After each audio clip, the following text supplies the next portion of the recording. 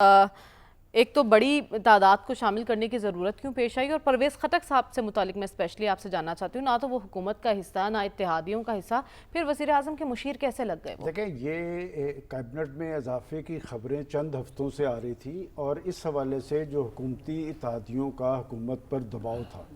اب جتنا بڑا اضافہ ہوا ہے کہ یہ جو پرائم منسٹر بننے کے بعد انہوں نے کیبنٹ اناؤنس کی تھی، یہ اس سے دگنا اضافہ ہے،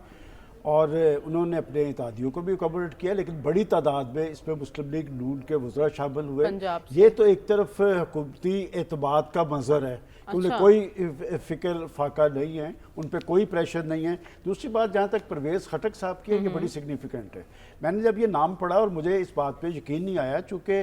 یہ وہ چیف منسٹر تھے پختونخوا کے جن کے معلم جبہ کا کیس اور 1 بلین ٹری اور کرپشن کے الزامات، اور میں تو حیران تھا اس پہ خود پختونخوا کی لیڈرشپ اس وقت جب یہ کیبنٹ اناؤنس ہو رہی تھی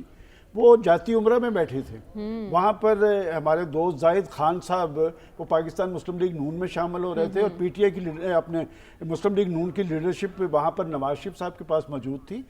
کیا پرویز خٹک صاحب کی وہاں کیا مجبوری تھی؟ میرا خیال ہے اگر مجبوری میں آپ کو بتاؤں تو انہیں کوئی اسائنمنٹ ضرور دی گئی ہے پختونخوا کے حوالے سے، لیکن پاکستان مسلم لیگ نون کے اندر بڑی شدید ریزنمنٹ ہے، اور بات یہ کہ یہ جو سیاسی وابستگیوں کی تبدیلی کا عمل ہے اس نے پاکستان میں سیاست اور جمہوریت کو کمزور کیا ہے۔ اور المیہ یہ ہے، میں آپ کو پوری ایک تاریخ بتا سکتا ہوں کہ المیہ یہ ہے کہ پاکستان میں سیاسی وابستگیاں تبدیل کرنے والے ہمیشہ سرخرو ہوتے ہیں، اور پولیٹیکل ورکر جو ہے بیچارے دیکھتے رہ جاتے ہیں۔ تو اس لیے میں سمجھتا ہوں کہ پاکستان کی پولیٹیکل پارٹیز جو ہیں وہ مضبوط نہیں ہوئی، لیکن سب سے اہم بات یہ کہ اب وہ جو پیپلز پارٹی کی بات ہو رہی تھی کہ پیپلز پارٹی وفاقی حکومت ہے، وہ باب اب بند ہو گیا، بند ہو چکا ہے۔ لہٰذا